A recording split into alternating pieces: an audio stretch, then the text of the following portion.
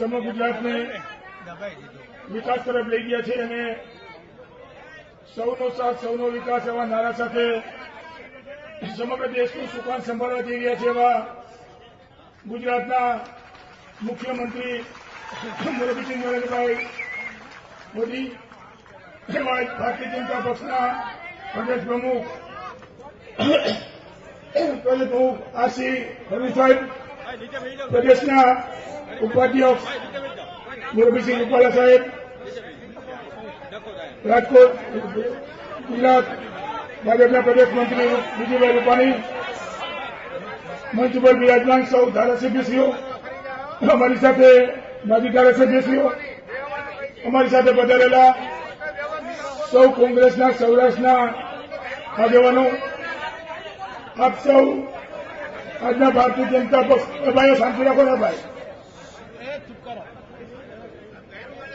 આજે ભારતીય જનતા પક્ષમાં પ્રવેશ મેળવીને તમે સમર્થન આપવા માટે સૌ ઉપર સમગ્ર સૌરાષ્ટ્ર પધારેલા આગેવાનો, વડીલો, યુવાન મિત્રો, ભાઈઓ અને બહેનો, મિત્રો આજે એક નવા રૂપરંગ સાથે આપણે સંભળ્યા છે.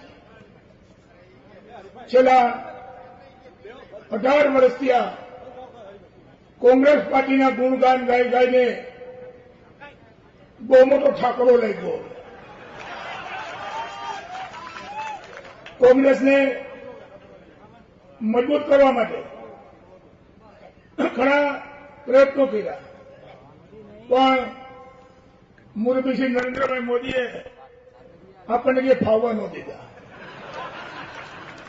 સ્વાભાવિક છે કે માણસો અને મતદારો કામ કરનાર માણસને મત આપતા હોય છે.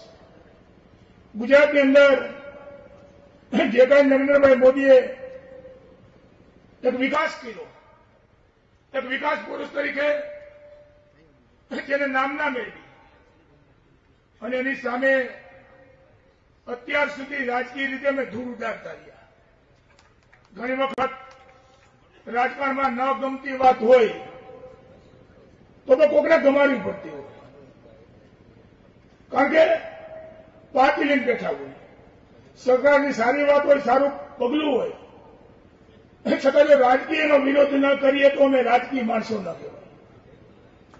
રાજકીય વિરોધો કર્યા સ્વાભાવિક, પણ છેલ્લા ઘણા સમયથી આ રાજકીય વિરોધ કરવાનું મન માનતું નહોતું. મને એટલા માટે નહોતું માનતું કે સૌ રાજકીય માણસોની કંઈક મહેક્ષા હોય.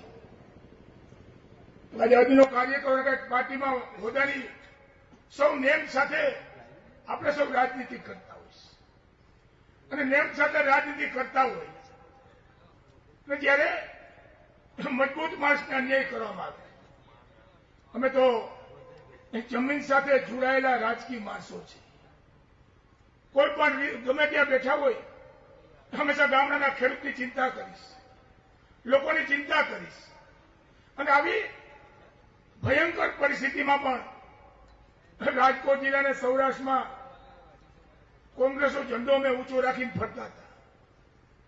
પણ કઈ દેવા લેવાની વાત આવે તો વિઠ્ઠલ દાદરિયાને ગુંડો માણસ છે, આવો છે, ટોલ નાકું નડે અને મજૂરી કરાવવી હોય તો મજૂરી વિઠ્ઠલ દાદરિયા કરશે. મિત્રો, બહુ ઘણું આપણે સહન કરીશું. 18 વર્ષની લડાઈને અંતે માનસિક રીતે મને ઠાક લાગતો હતો. માનસિક રીતે રાજકીય રીતે લાગે, રાજકીય રીતે ઠાક લાગતો ત્યારે માનસિક રીતે લાગતો. તો ત્યારે જે 3 વખત ત્યાં ગુજરાતની અંદર ભારતીય જનતા પક્ષની નરેન્દ્રભાઈ મોદીની આગળની છે સરકાર બની. શા માટે સરકાર બનતી હોય છે? લોકો કોઈ મૂર્ખ નથી. લોકો જયારે મત આપવા જાય ત્યારે કામગીરીના લેખાજોખા જોઈને મત આપતા હોય છે કે નરેન્દ્રભાઈ મોદીમાં લોકોને, ગુજરાતના લોકોને વિશ્વાસ હતો,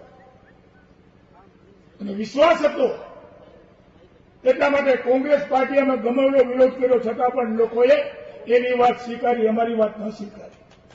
સ્વાભાવિક કે અમારી પોતાની વ્યક્તિગત લાગણી હોય, ત્યાં લોકો અમારી વ્યક્તિગત માંગણી સ્વીકારતા હોય, ત્યારે જે ગુજરાતમાં ભારતીય જનતા પક્ષે મુખ્યમંત્રી નરેન્દ્રભાઈ મોદીને વિકાસ કર્યો, આંખે ઉડીને વળગ્યો વિકાસ છે મિત્રો. અને સામે 2014ની ચૂંટણીમાં જ્યારે ગુજરાતના મુખ્યમંત્રી સમગ્ર દેશનું સુકાન સંભાળવા જઈ રહ્યા હોય ત્યારે ગુજરાતી તરીકે આપણને સૌનો ગૌરવ હોય કે ગુજરાતનો માણસ દેશનો વડાપ્રધાન બને અને એના માધ્યમથી ગુજરાતનો વિકાસ થાય, વિસ્તારનો વિકાસ થાય, લોકોના કામ થાય, ખેડૂતનું ભલું થાય. એવા માટે આપણે તેનું બાવડું પકડી કહી શકીએ એવા જયારે વડાપ્રધાન બનતા હોય ત્યારે સ્વાભાવિક આપણી પણ ફરજ છે મિત્રો.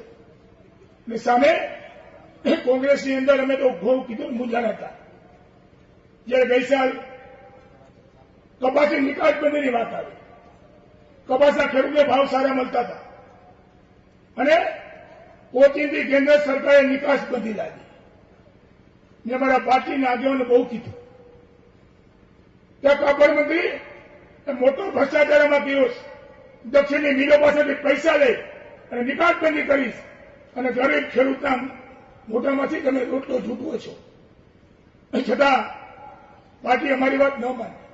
છાસ મારે તમે છાપું ખોલો તો હરોજ ને હરોજ કેન્દ્ર સરકારના નાના મોટા ભ્રષ્ટાચાર નહીં. કરોડ 2 કરોડ 5 કરોડના સંજા, 500 કરોડ 5,000 કરોડ 2 લાખ કરોડ આવડો ભ્રષ્ટાચાર થતો હોય અને છતાંય અમારે મૂંગે મોઢે બેસીને સાંભળવાનું, સહન કરવાનું, સહન શક્તિની મિત્રો મર્યાદા આવી.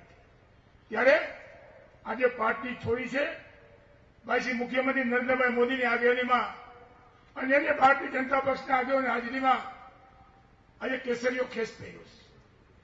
નરેન્દ્રભાઈ મને ખેસ પહેરાવતા હતા, મને 2 કાચ વધારે વાળી, મને કે છૂટે નહીં.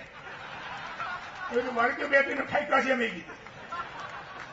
ત્યારે મિત્રો તમે સૌ સમર્થન આપવા માટે ભારતીય જનતા પક્ષના આગેવાનો અને કોંગ્રેસ પાર્ટીના આગેવાનો બધા મંચ ઉપર છે. સ્વાભાવિક કે વર્ષો સુધી સંઘર્ષો સામસામે કર્યા છે. કાર્યકરોના મનમાં એક બીજા ભારતીય જનતા પક્ષના આગેવાન કાર્યકર હોય કે કોંગ્રેસના આગેવાન કાર્યકર હોય, સૌના મનમાં ઈચ્છા થાય કે વિઠ્ઠલભાઈ ભાજપમાં ગયા તો કોંગ્રેસના કેમ છે ભાઈ અમારું શું. ભારતીય જનતા પક્ષના મિત્રોને પણ એવું થાય કે વિઠ્ઠલભાઈ મજબૂત આગેવાન છે, આવ્યા આપણે નુકસાની કરશે. મિત્રો આપણે પાર્ટીમાં જોડાણ કરીશું. તમામ કોંગ્રેસનો કાર્યકર આજથી ભારતીય જનતા પક્ષનો કાર્યકર બન્યો છે. મને આનંદ છે અત્યાર સુધીના માહોલમાં ઘણા મિત્રોએ પક્ષ પર રાખી રહી છે. આવન જાવન રાજકારણમાં થતું હોય, રાજકારણમાં કાયમી કોઈ દુશ્મન નથી, કાયમી કોઈ મિત્ર નથી. આજે અમે તો કેસરીયો ખેસ ધારણ કર્યો છે. 50,000 રૂપિયાની મેદનીની વચ્ચે અમે કેસરીયો ખેસ ધારણ કર્યો. અને જે પાર્ટીમાં ચૂંટાણ હતા એ પાર્ટીમાંથી 1 જ મિનિટમાં મેં અને જે છે રાજીનામાના ઘા કર્યા તમારું કોંગ્રેસના ધારાસભ્ય પર. મિત્રો સરપંચનું રાજીનામું લોકોને બહુ વહામું છે. 2 મહિના પહેલા ચૂંટાવું, રાજીનામું આપવું અને આવતું ભવિષ્ય શું એને માટે મેં વિચાર કર્યો. 2 મહિના પહેલા આવડી મોટી મહેનત કરીને ધારાસભામાં ચૂંટાણા હોય અને પાછું લોકો સમક્ષ જવાનું છે. ત્યારે મને ભારતીય જનતા પક્ષના આગેવાનો, કાર્યકરો, મારા કોંગ્રેસના મિત્રો જે કઈ ભળી રહ્યા છે એની પર મને વિશ્વાસ છે કે મને ક્યાંય અન્યાય નહીં થાય. એક પણ ભારતીય જનતા પક્ષના કાર્યકર, કોંગ્રેસના કાર્યકર દૂધમાં સાકર ભરે એમ આપણે ભણીને ભારતીય જનતા પક્ષ મજબૂત બને, સૌરાષ્ટ્રમાંથી કોંગ્રેસ નેસ નાબૂદ થાય. હવે તો આવા અભિયાનો ચાલુ રહેવાના છે. મને ઘણા સ્ટેટમેન્ટ આવ્યું કે વિઠ્ઠલરાજે જવાથી કોંગ્રેસને કઈ ફરક પડતો નથી. એ તો 2014ની ચૂંટણીમાં બતાવશું કે વિઠ્ઠલરાજે હતો ત્યારે શું હતું, આજે નથી તો શું તમારી પાસે. તાકાતની વાત ક્યારે કરશું મિત્રો. તમને સૌને વિનંતી કરું છું કે આપણે ભારતીય જનતા પક્ષ કોંગ્રેસના કાર્યકરો ખંભે ખંભા મિલાવી નરેન્દ્રભાઈ મોદીએ જે કઈ ગુજરાતની વિકાસ કૂચ ચાલુ કરીશ એમાં આપણે સૌ સહભાગી બનીએ, ગુજરાતને મજબૂત બનાવીએ પક્ષને મજબૂત બનાવીએ એવી જ વિનંતી સાથે મારી વાત પૂરી કરું છું. જય હિન્દ, જય ભારત, ભારત માતા કી જય. ખૂબ આભાર વિઠ્ઠલભાઈ. આપ સૌ જો વિઠ્ઠલભાઈ રાદડિયાની સાથે હોય ભાજપ પક્ષમાં તો સૌ એકવાર જોરદારના તાળીઓ ગગડાટથી આપણે વધાવીશું. હવે વર્ષોથી સૌરાષ્ટ્રની સૂકી ધરામાં નર્મદા